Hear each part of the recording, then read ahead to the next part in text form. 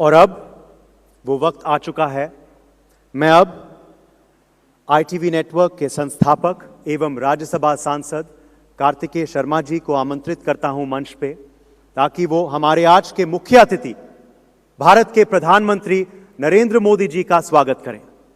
तालियों से कार्तिकेय जी का अभिनंदन किया जाए।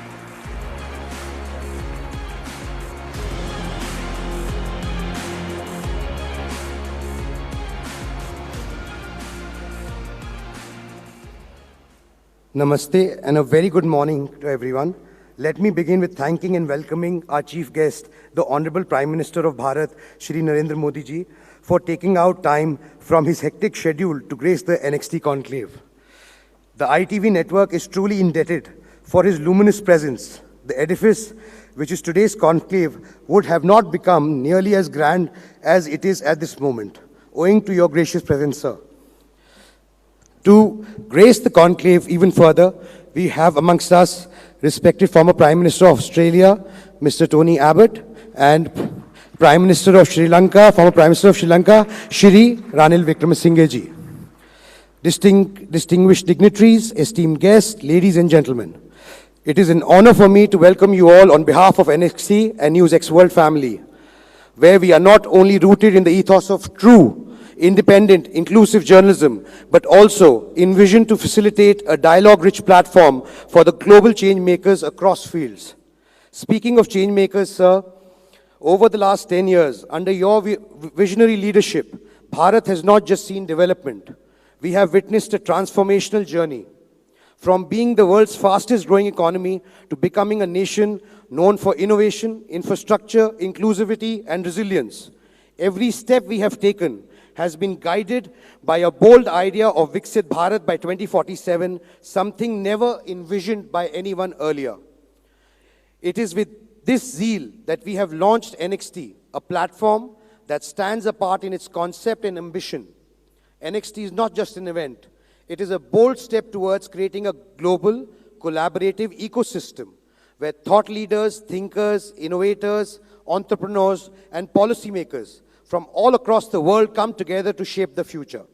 Inspired by the spirit of the World Fair, Next provides a stage to showcasing cutting-edge technologies, breakthrough innovations, and bold ideas that will define the next era of human progress. It is not merely a conclave or a conference. It is designed to catalyze action through collaborative initiatives and other projects. NXT ensures that the conversations held here lead to tangible impact on critical global challenges, from climate change and water security to AI governance, health innovations, space exploration, and quantum breakthroughs, which are necessary to be addressed for the global welfare.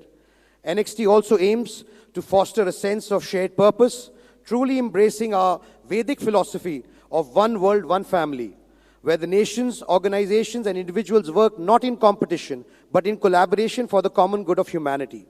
With a focus on inclusivity and innovation, NXT's vision aligns perfectly with your mission of Vishwamitra Bharat, where Bharat plays a leading role in solving global challenges and shaping the future of the world. Pradhan Mantri ji, a famous line from a movie, Star Wars, is etched in my mind. It said, "To boldly go where no man has gone before." Under your leadership, when our Chandrayaan landed on the lunar South Pole, we proudly announced that Bharat is ready, and boldly so, to go where no one has gone before.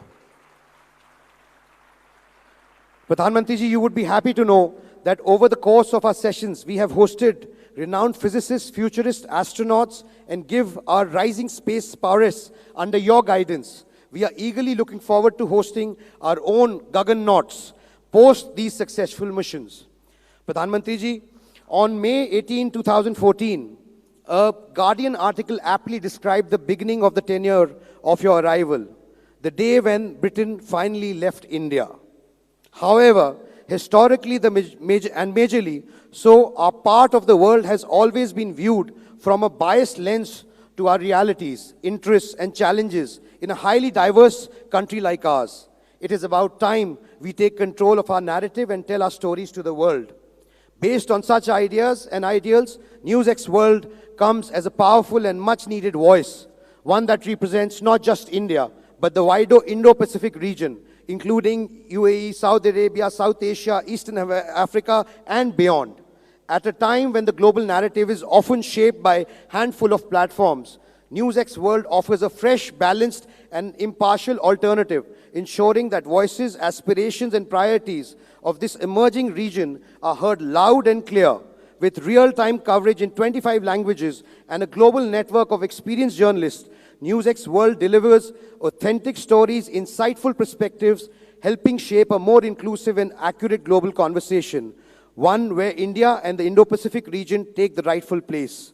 Pradhan Mantri ji, your presence today inspires not just the team behind these initiatives, but every Indian who dreams of seeing our nation's story told to the world stage with pride, confidence, and authenticity. Thank you once again for sparing time from your hectic schedule and blessing us as we embark on this journey together and beyond. Thank you very much. I would like to invite the Honorable Prime Minister of Bharat to come on the stage and launch the channel, please.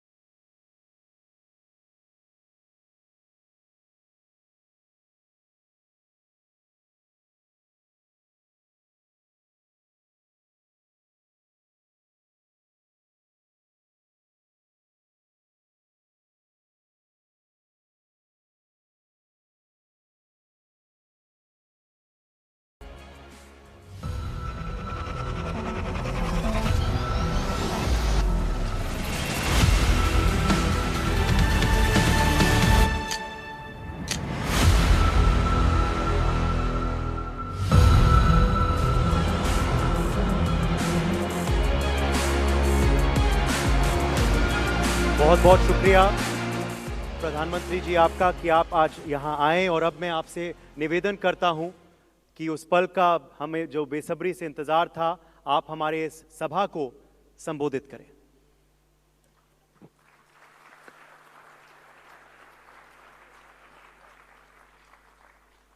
नमस्कार।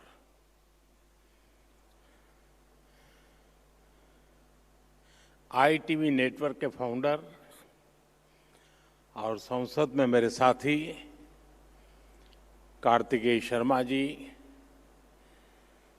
Network की पूरी team, देश विदेश से आए सभी अतिथि, अन्य महानुभाव, देवी और सज्जनों, न्यूज एक्स वर्ल्ड इसकी शुभ शुरुआत और इसके लिए मैं आप सबको बहुत बहुत बधाई देता हूं, बहुत बहुत शुभकामनाएं देता हूं। आपके नेटवर्क के हिंदी और इंग्लिश सहित तमाम रीजनल चैनल्स आज आप अब ग्लोबल हो रहे हैं और आज कई फेलोशिप्स और स्कॉलरशिप की भी शुरुआत हुई है। मैं इन कार्यक्रमों के लिए आप सभी को बहुत बहुत शुभकामनाएं देता हूं।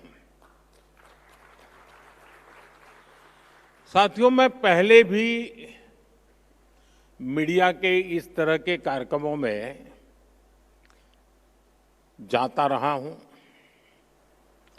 लेकिन आज मुझे लग रहा है कि आपने एक नया ट्रेंड सेट किया है।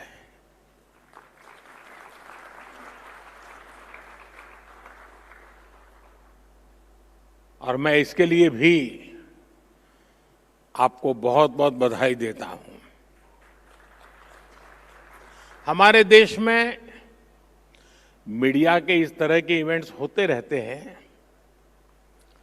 और एक परंपरा भी चल रही है, उसमें कुछ आर्थिक विषय भी है, हर एक का फायदे का मामला रहता है जरा, लेकिन आपके नेटवर्क ने इसे एक नया डायमेंशन दिया है। आपने लीक से हटकर एक नए मॉडल पर काम किया है। मुझे याद है, अगर मैं पहले की समिट और आपकी समिट के संबंध में जो कल से सुन रहा हूं, पहले जो समिट अलग अलग मीडिया हाउस ने की है वो नेता सेंट्रिक रही है। मुझे खुशी है ये नीति सेंट्रिक है। यहां नीतियों की चर्चा हो रही है। ज्यादातर इवेंट जो हुए हैं वे बीते हुए कल के आधार पर वर्तमान की नुक्तेचीनी वाले रहे हैं। मैं देख रहा हूं कि आपका ये समिट आने वाली कल को समर्पित है। मैं देखता था कि पहले जितने भी ऐसे कार्यक्रमों को मैंने दूर से देखा या खुद हुआ गया, वहां विवाद का महत्व ज्यादा था, यहां संवाद का महत्व ज्यादा है। और मुझे पक्का विश्वास है, और दूसरा, जितने भी मैं इवेंट्स में गया हूं, एक छोटे से कमरे में होते हैं और अपने अपने लोग होते हैं। यहां इतने विशाल भी क्षेत्रों को स्पर्श किए हुए लोग यहां होना, ये अपने आप में बहुत बड़ी बात है।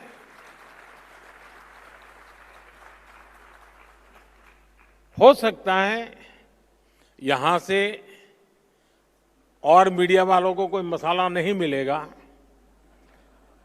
लेकिन देश को भरपूर प्रेरणा मिलेगी, क्योंकि यहां हुए हर व्यक्ति के विचार देश को प्रेरणा देने वाले विचार होंगे।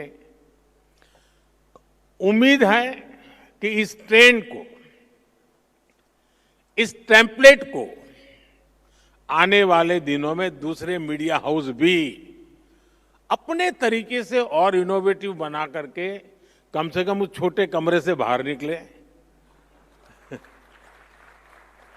साथियों, 21वीं सदी के भारत पर आज पूरी दुनिया की नजर है। दुनिया भर के लोग भारत आना चाहते हैं, भारत को जानना चाहते हैं। आज भारत दुनिया का वो देश है जहां पॉजिटिव न्यूज लगातार क्रिएट हो रही है। न्यूज मैन्युफैक्चर नहीं करना पड़ रहा है। जहां हर रोज नए रिकॉर्ड बन रहे हैं, कुछ न कुछ नया हो रहा है। अभी 26 फरवरी को ही प्रयागराज में एकता का महाकुंभ संपन्न हुआ है। पूरी दुनिया हैरान है कि कैसे एक अस्थाई शहर में एक टेम्पररी व्यवस्था, नदी के तट पे करोड़ों लोगों का आना, सैकड़ों किलोमीटर की यात्रा करके आना और पवित्र स्नान करके भाव से भर जाना। आज दुनिया भारत की ऑर्गेनाइजिंग और इनोवेटिंग स्किल्स देख रही है। हम सेमीकंडक्टर से लेकर एयरक्राफ्ट कैरियर्स तक यहीं पर मैन्युफैक्चर कर रहे हैं। दुनिया भारत की इसी सफलता को विस्तार से जानना चाहती है। मैं समझता हूं कि न्यूज एक्स वर्ल्ड अपने आप में एक बहुत बड़ा अवसर है। साथियों, कुछ महीने पहले ही भारत ने दुनिया के सबसे बड़े चुनाव कराए हैं। 60 साल बाद ऐसा हुआ जब भारत में कोई सरकार लगातार तीसरी बार वापस लौटी। इस जन विश्वास का आधार पिछले 11 साल में भारत की अनेकों उपलब्धियां हैं। मुझे विश्वास है कि आपका नया चैनल भारत की रियल स्टोरीज दुनिया तक पहुंचाएगा। बिना कोई रंग दिए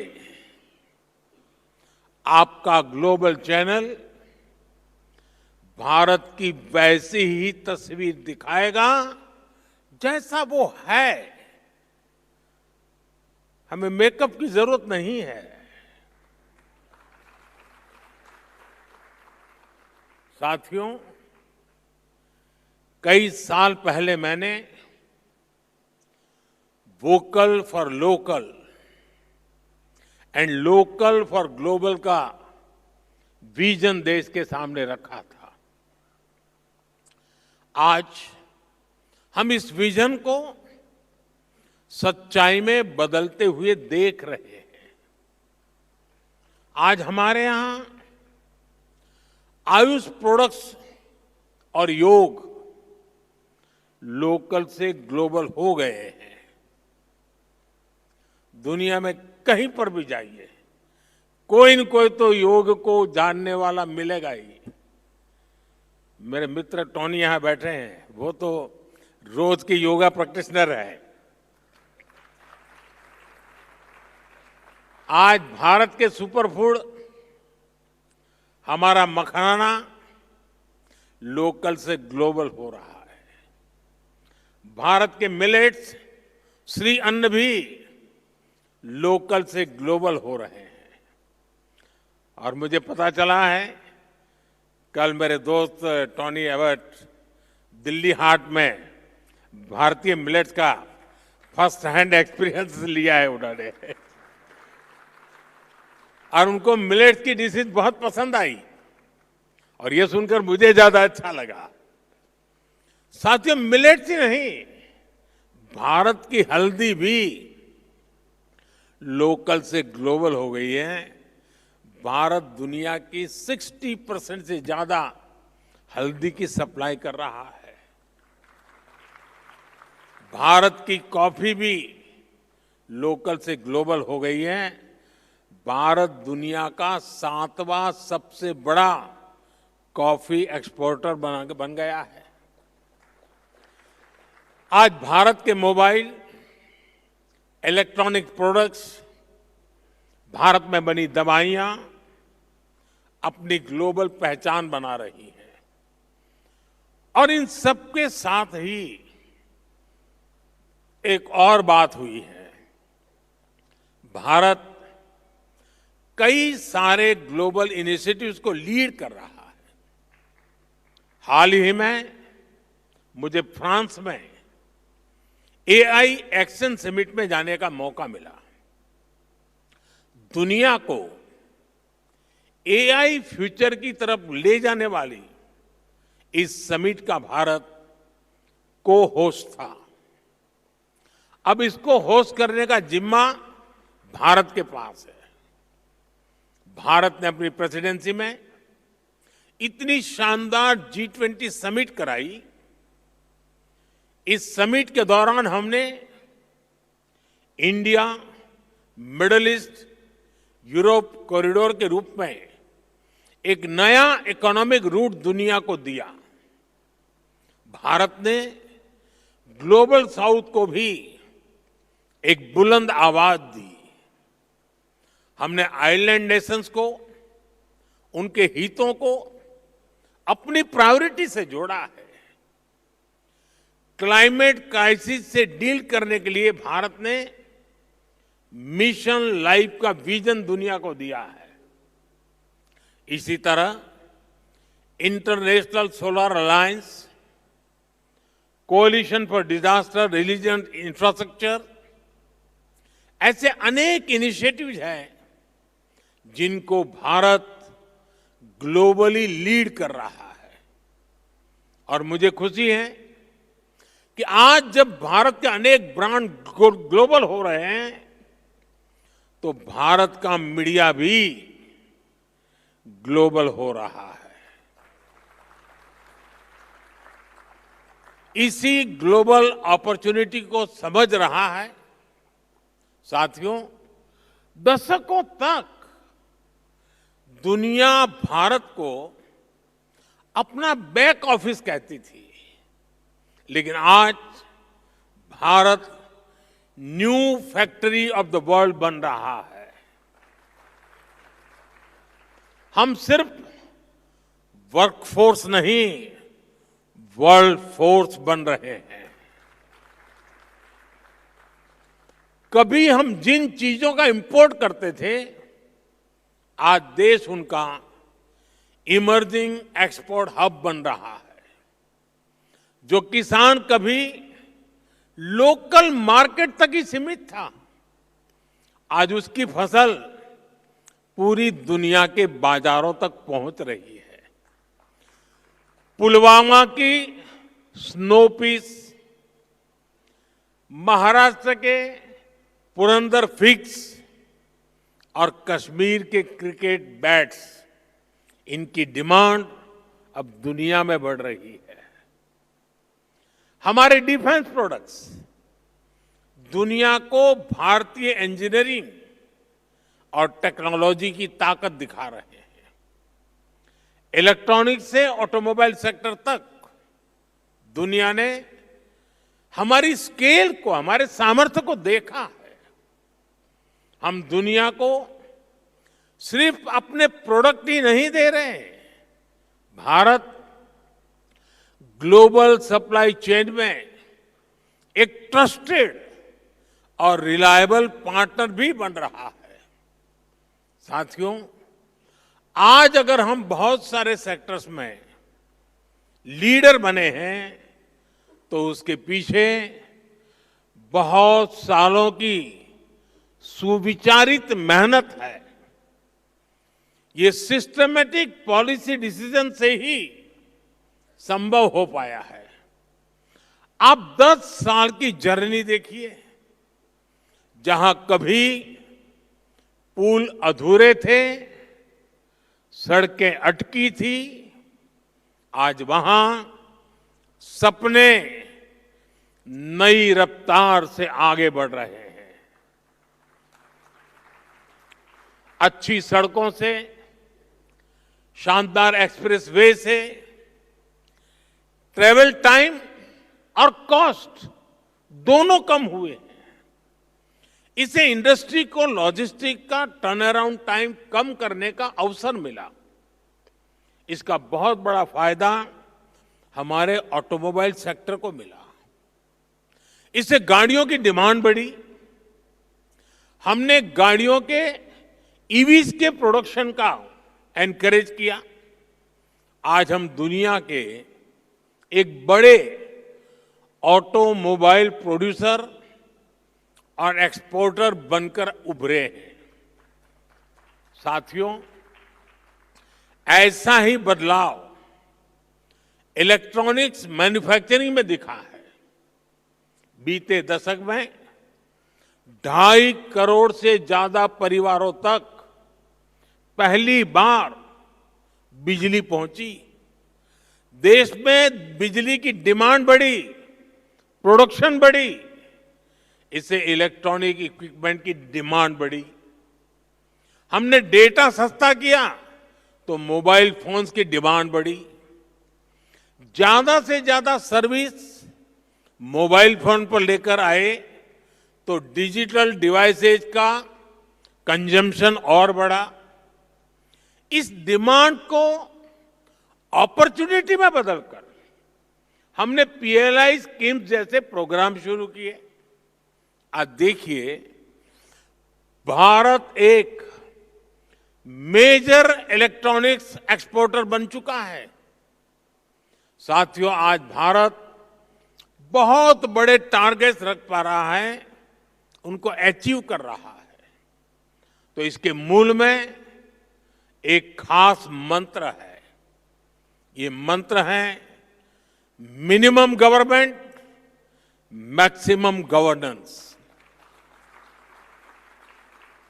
ये एफिशिएंट और इफेक्टिव गवर्नेंस का मंत्र है। यानी न सरकार का दखल, न सरकार का दबाव। मैं आपको एक दिलचस्प उदाहरण देता हूं। बीते एक दशक में हमने करीब 1,500 ऐसे कानूनों को खत्म किया है जो अपना महत्व खो चुके थे। 1,500 कानून खत्म करना बहुत बड़ी बात है।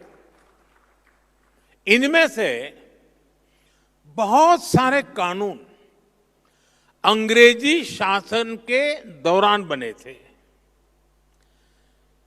अब मैं कुछ आपको आश्चर्य होगा सुनकर के, एक कानून था ड्रामेटिक परफॉर्मेंस एक्ट।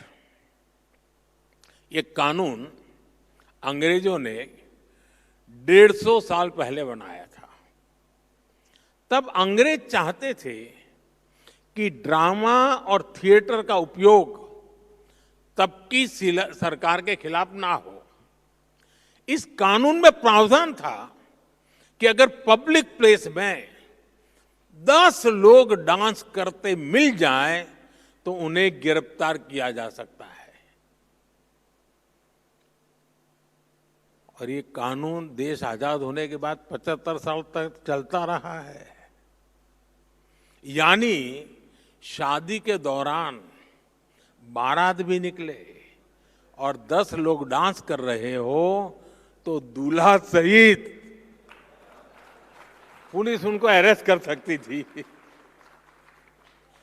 ये कानून आजादी के 70-75 साल बाद तक चलने में था। ये कानून हमारी सरकार ने हटाया। अब चलो भाई, 70 साल तक ये कानून हमने झेला। मुझे उस समय की सरकार, उन नेताओं से कुछ कहना नहीं है, यहां बैठे भी हैं। लेकिन मुझे ज्यादा तो ये लुटियन जमात पर आश्चर्य होता है, ये खान मार्केट गैंग पर आश्चर्य हो रहा है। ये लोग 75 साल तक ऐसे कानून पर चुप क्यों थे? ये जो आए दिन कोर्ट जाते रहते हैं, पीआईएल के ठेकेदार बने फिरते हैं, ये लोग क्यों चुप थे? तब उनको लिबर्टी ध्यान नहीं आती थी क्या? अगर आज कोई सोचे मोदी ऐसा कानून बनाता तो क्या होता?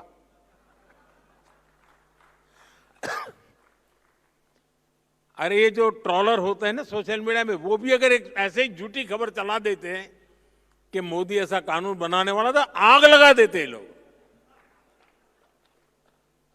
मोदी के बाल नोच लेते। साथियों, ये हमारी सरकार है जिसने गुलामी के कालखंड के इस कानून को खत्म किया। मैं एक और उदाहरण देता हूं, बैम्बू का। बैम्बू हमारे आदिवासी क्षेत्र में, खास करके ट्राइबल एरियाज की और खास करके नॉर्थ ईस्ट की तो लाइफलाइन है। लेकिन पहले बांस काटने पर भी आपको जेल भेज दिया जाता था बांस काटने पर।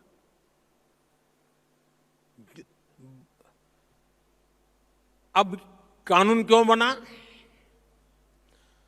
अब मुझे कोई भी, मैं आपसे पूछूं भाई, मैं अगर आपको पूछूं कि बांस ये वृक्ष है, ट्री है क्या? कोई मानेगा क्या ये ट्री है? कोई मानेगा ये वृक्ष है?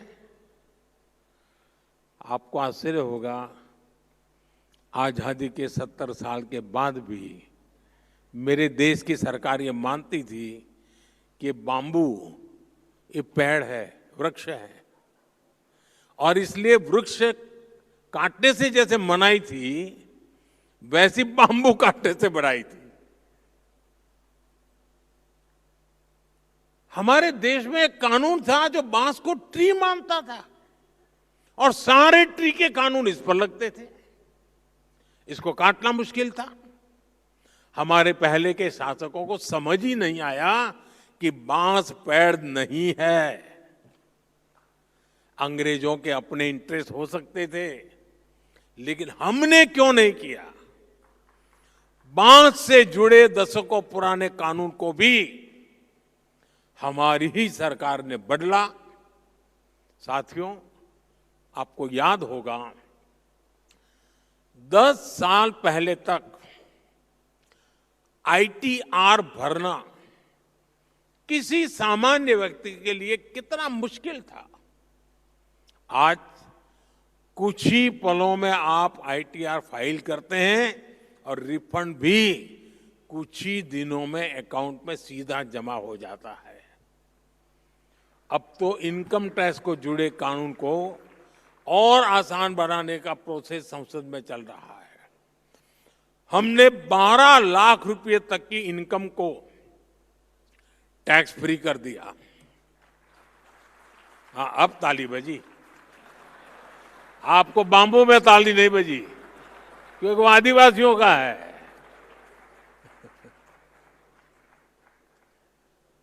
और इससे खास करके जो मीडिया कर्मी है, आप जैसे सैलरीड क्लास को बहुत ज्यादा फायदा होने वाला है। जो युवा अभी पहली दूसरी नौकरी कर रहे हैं, उनके एस्पिरेशन भी अलग होती है, उनके खर्चे भी अलग होते हैं। वो अपनी एस्पिरेशंस पूरी करें, उनकी सेविंग्स बढ़े, इसमें बजट ने बहुत मदद की है। हमारा मकसद यही है, देश के लोगों को ईज ऑफ लिविंग दो, ईज ऑफ डूइंग बिजनेस दो, उड़ने के लिए खुला आसमान दो।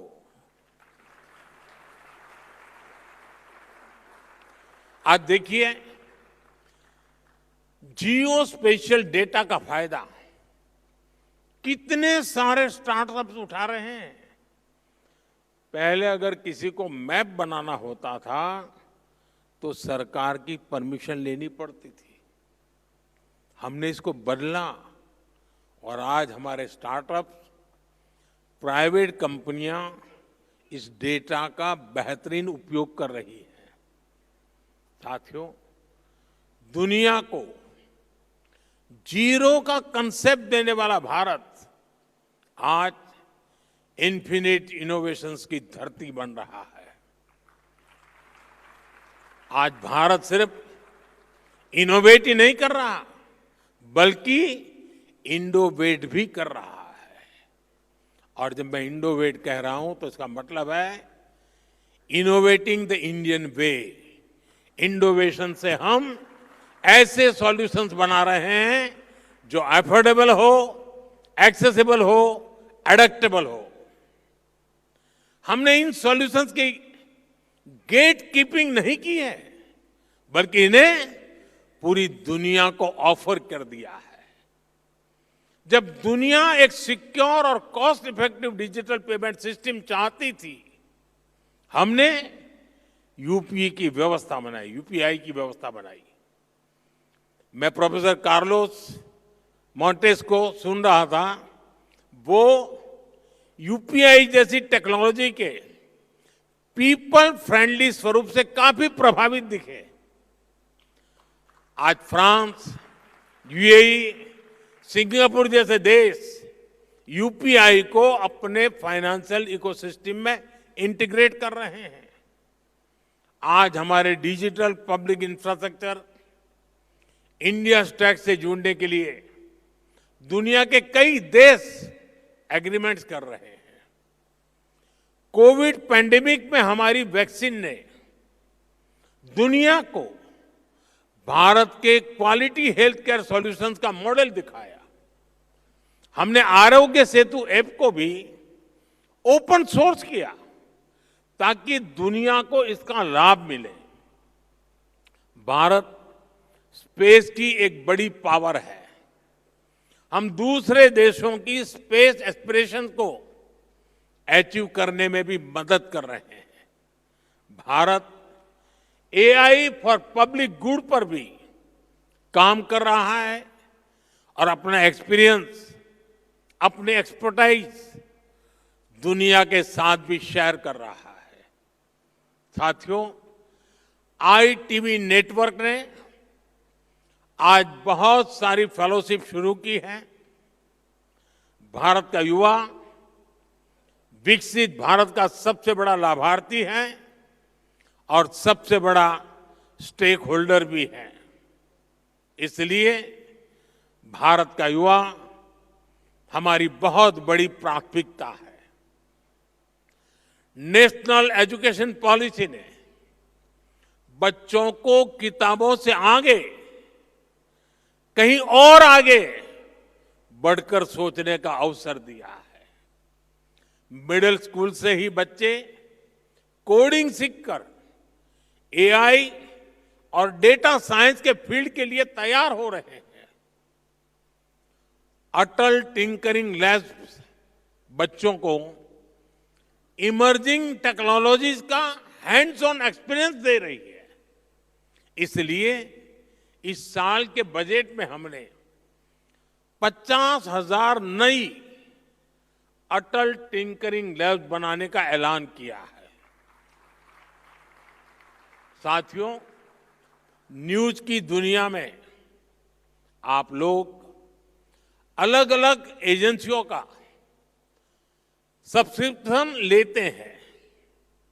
इससे आप लोगों को बेहतर न्यूज कवरेज में मदद मिलती है। ऐसे ही रिसर्च की फील्ड में स्टूडेंट्स को ज्यादा से ज्यादा इंफॉर्मेशन सोर्स की जरूरत होती है।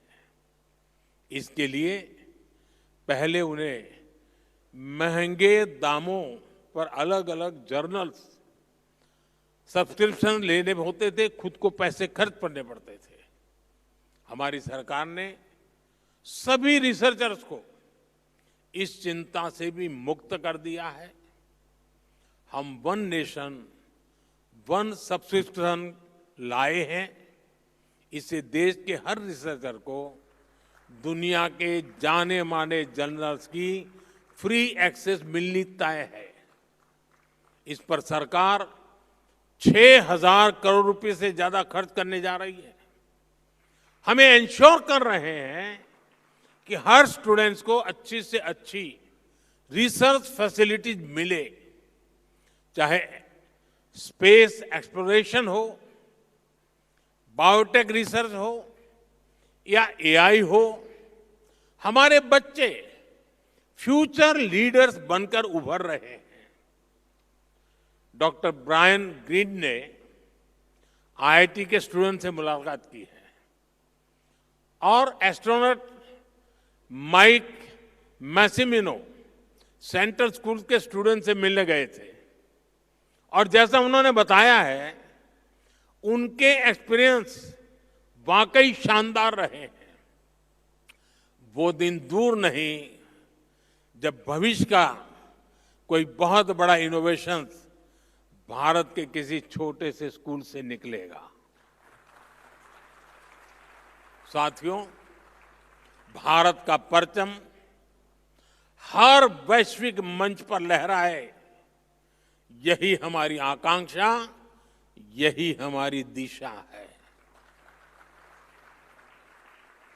साथियों, ये छोटा सोचने और छोटे कदम लेने का समय ही नहीं है। मुझे खुशी है कि एक मीडिया संस्थान के रूप में आपने भी इस भावना को समझा है।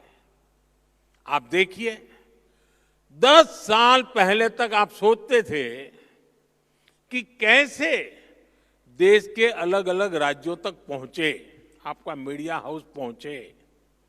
आज आपने भी ग्लोबल होने का साहस जुटाया है। यही प्रेरणा, यही प्राण आज हर नागरिक का, हर एंटरप्रेन्योर का होना चाहिए। मेरा तो सपना है दुनिया के हर बाजार में, हर ड्राइंग रूम में, हर डाइनिंग टेबल पर कोई न कोई भारतीय ब्रांड मौजूद हो। मेड इन इंडिया दुनिया का मंत्र बने। कोई बीमार हो तो वो हील इन इंडिया के बारे में पहले सोचे।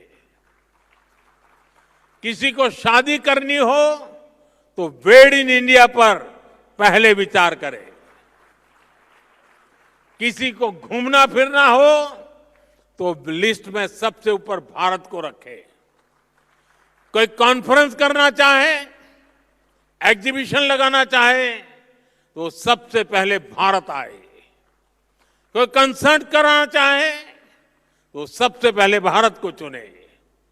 ये ताकत, ये पॉजिटिव एटीट्यूड हमें खुद में पैदा करना है। इसमें आपके नेटवर्क की, आपके चैनल की बड़ी भूमिका होगी। संभावनाएं अनंत है जब हमें अपने साहस और संकल्प से इन्हें हकीकत में बदलना है। साथियों, भारत अगले 25 वर्षों में विकसित भारत बनने का संकल्प लेकर आगे बढ़ रहा है। आप भी एक मीडिया हाउस के रूप में खुद को वर्ल्ड स्टेज पर लेकर आए, ऐसा संकल्प लेकर के आगे बढ़े।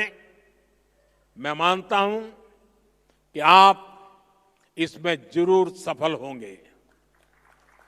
आईटीवी नेटवर्क की पूरी टीम को मैं फिर एक बार ढेर सारी शुभकामनाएं देता हूं और देश और दुनिया से जो पार्टिसिपेंट्स आए हैं, मैं उनका भी अभिनंदन करता हूं। उनके विचारों ने जरूर एक सकारात्मक सोच को बल दिया है। मैं इसके लिए भी, क्योंकि भारत का गौरव बढ़ता है तो हर भारतीय को आनंद होता है, गर्व होता है, और इसके लिए मैं उन सब का भी बहुत बहुत धन्यवाद करता हूं। नमस्कारम।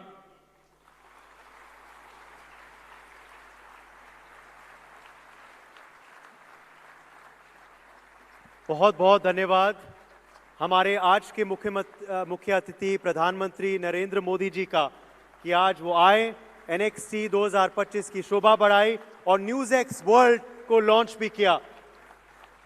आपने आज हमें मार्गदर्शन दिया और हमारे मेहमानों को प्रेरणा भी दी। बहुत बहुत शुक्रिया आपका।